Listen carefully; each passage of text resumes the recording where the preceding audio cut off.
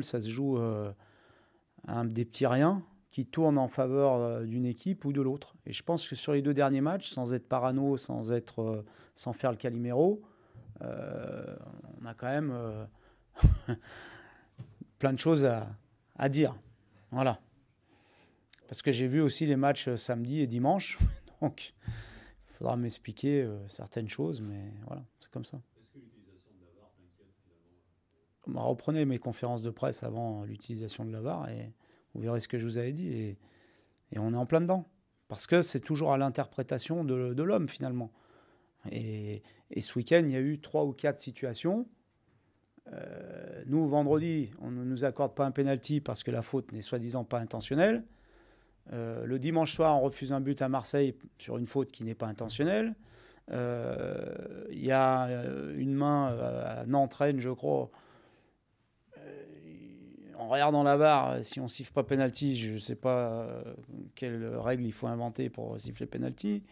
Donc ça reste toujours à l'interprétation de l'arbitre. Donc ça change rien pour moi. Oui, ça a réglé quelques problèmes sur des choses, mais finalement, on se rend compte, rien que ce week-end, il y a 3 erreurs. Enfin, il n'y a pas 3 erreurs. Il y a 3 interprétations différentes qui font prendre 3 décisions différentes. C'est juste ça, et c'est pas critiquer l'arbitrage.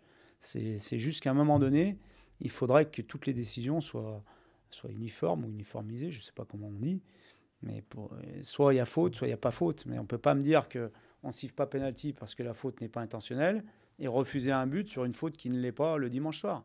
Voilà, donc quelle est la vérité entre ces deux? Où est la justesse de la décision prise par l'arbitre? Oui.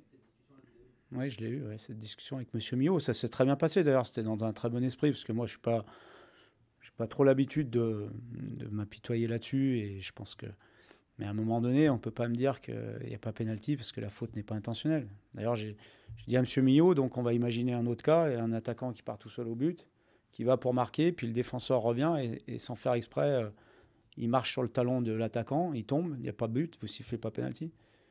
Elle m'a dit, bah si, dans ce cas-là, oui. Donc voilà. Bon. C'est pour ça qu'à un moment donné, c'est là-dessus. Et il faut les aider parce que, je veux dire, on peut pas, parce que quand même, ça influence complètement le résultat du match, là. Et moi, franchement, je prends les 2 matchs, Marseille-Monaco et Lyon-Reims. Il faut m'expliquer la justesse des 2 décisions prises. Moi, j'ai mon avis. J'ai mon avis. Il faut m'expliquer pourquoi d'un côté on siffle pas et pourquoi de l'autre on refuse le but. Moi j'aurais refusé le but, j'aurais sifflé pénalty pour nous. Parce que c'est 2 fautes qui empêchent d'un côté le gardien d'intervenir et de l'autre Bertrand de jouer le ballon. Et que ça soit intentionnel ou pas, il y a faute. Et il y a faute dans la surface, c'est pénalty. À part pour les mains où il faut qu'il y ait une intentionnalité, le reste, j'ai jamais entendu dire qu'il fallait qu'il y ait une intentionnalité. Sinon, il faut après déterminer si c'est intentionnel, pas intentionnel. Comment vous faites? Est-ce qu'on est sûr que, je crois que c'est, je ne sais plus quel défenseur met le pied sur le ballon, sur le talon de Bertrand, est-ce qu'on est sûr qu'il ne le fait pas exprès? Qui peut me dire qu'il est sûr qu'il ne le fait pas exprès? Donc voilà, bon, après, on ne va pas faire une dissertation là-dessus, mais c'est juste pour relativiser aussi la contre-performance contre Reims. Parfois, c'est important.